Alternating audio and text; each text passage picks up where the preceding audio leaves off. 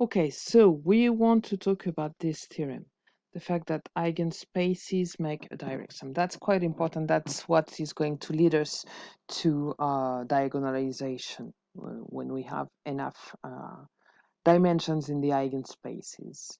All right, so let's try to understand what it means when we have two eigenvalues. All right. So what do we have? We have a linear map that is an endomorphism in a vector space E, and we assume we've got lambda 1 and lambda 2, which are distinct eigenvalues. Values of f. I know that I've got associated to these two eigenvalues, I've got the two eigenspaces, E lambda 1 and E lambda 2, and if you remember what we've just said earlier, they correspond to the kernel of f minus lambda 1 times the identity in the first case, and the kernel of f minus lambda 2 times the identity.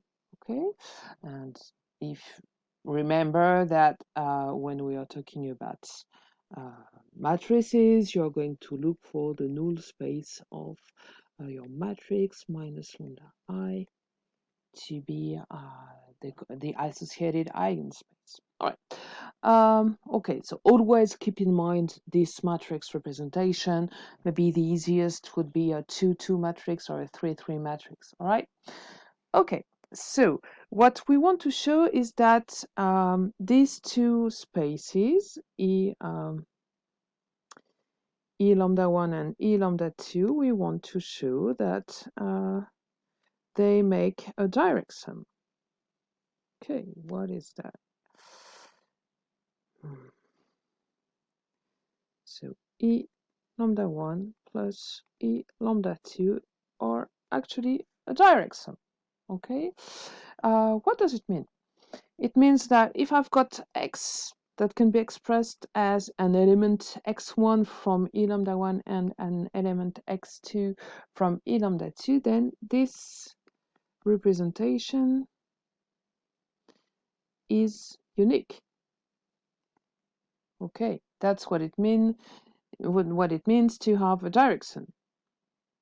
So, and this is still a question because this is what we want to show. So we assume that x is given by some element in the eigenspace associated to lambda 1 plus some element associated to the eigenspace associated to lambda 2. We want to show that this representation is unique. And if you remember what we said about direct sums, this is equivalent to showing that the intersection of our two spaces, so E lambda 1, the intersection, when I can write,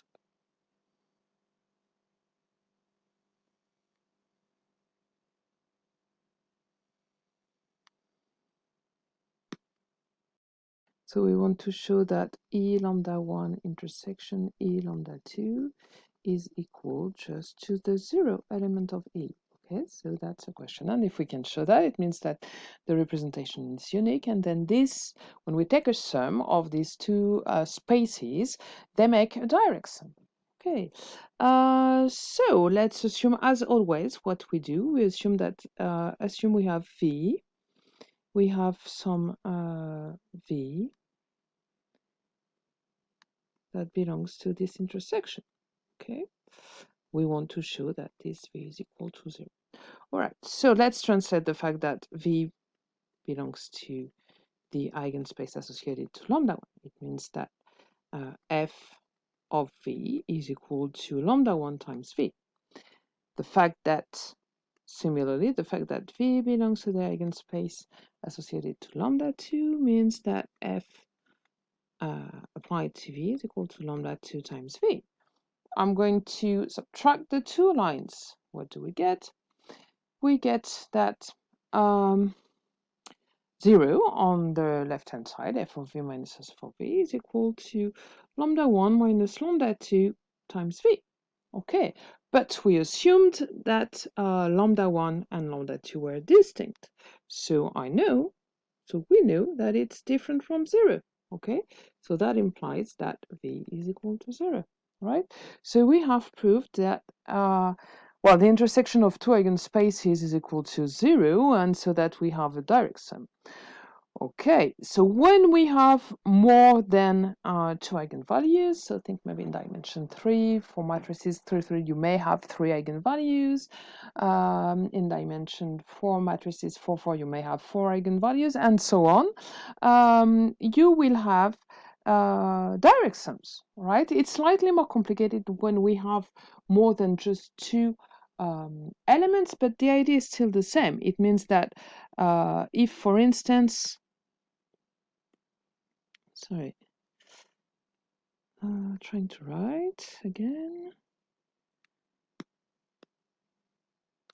If, for instance, you have 4 eigenvalues, you have 4 eigenspaces, E lambda 1, E lambda 2, E lambda 3, E lambda 4, and let's say you're in E has your space E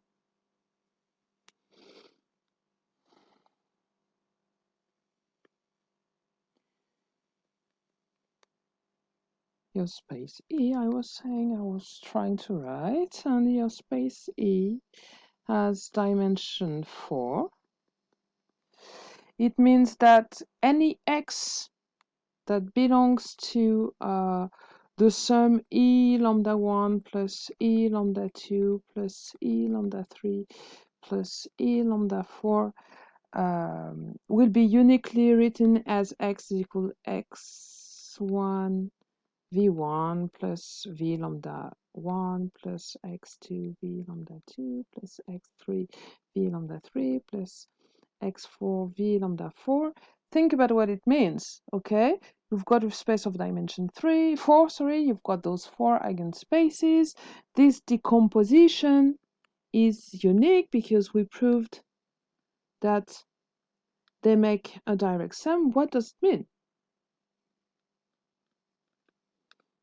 Okay, it will mean, first of all, that this family, the family that you can make V lambda 1, V lambda 2, V lambda 3, and V lambda 4 is linearly independent.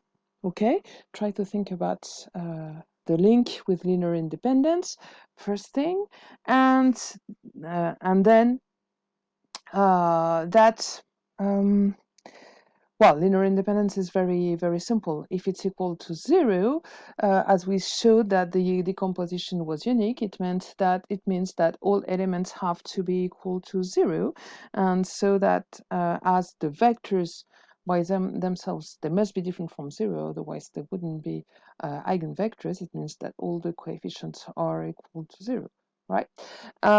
So we have linear independence very simply, and you have 4 vectors that are linearly independent in a space of dimension 4, so you will have a basis, okay? And you can write what it means to have, you can write very easily. Okay, let's keep on this example because it's very very interesting.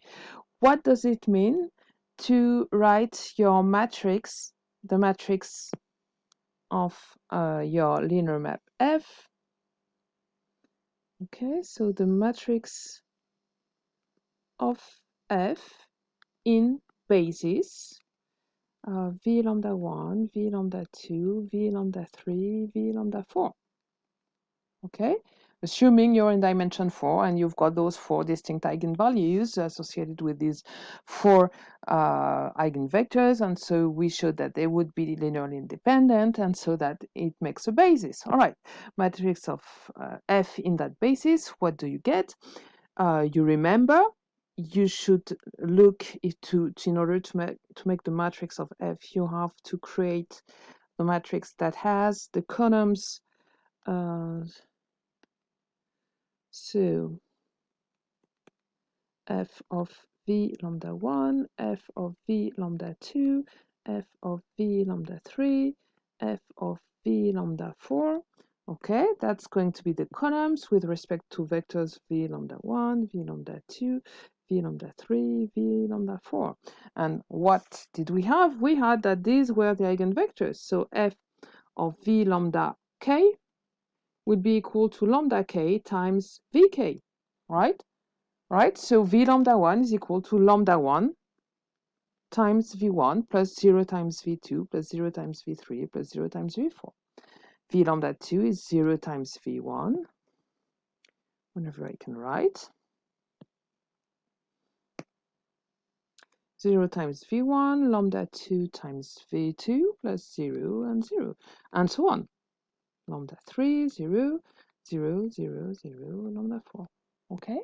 So you see, if we've got these 4 distinct eigenvalues in the space of dimension 4, the matrix in that basis, the matrix of F, will be diagonal. And we will have what's called a sparse representation, a very reduced representation of our matrix F. Okay? All right, so and that comes from the fact that these eigenspaces make a direct sum. Okay, so if you look at the problem the other way, what do we need in order to make this diagonal representation? We need enough vectors, enough independent eigenvectors. Okay, and so that's going to be oh, I've lost. Okay, no, that's going to be the diagonalization condition. All right, so let's go on reading that. All right, few more facts. Okay, so next one, this one. All right, in finite dimension. All right, the kernel of f minus lambda times the identity is different from 0. Okay, it means that, you know, f is not invertible, right? In finite dimension, you know that dimension of you've got the rank nullity theorem. So if the nullity is more than 0, then the rank is less than the dimension of E, and then and so on. F is not invertible. All right, so in terms of matrices, so it means that the representing matrix is not invertible. So one way to say that the representing matrix is not invertible is to compute the determinant and say that it's equal to 0, and that's it. We get the main representation of eigenvalues, all right? Lambda in finite dimensions. We've got an eigenvalue of, so lambda belongs to the spectrum of F. It means that what we call the characteristic equation, which is the determinant of the matrix representation of F minus lambda I, is equal to 0. Okay, so that's the characteristic equation. And so the eigenvalues are the roots of the characteristic equation. Eigenvalues.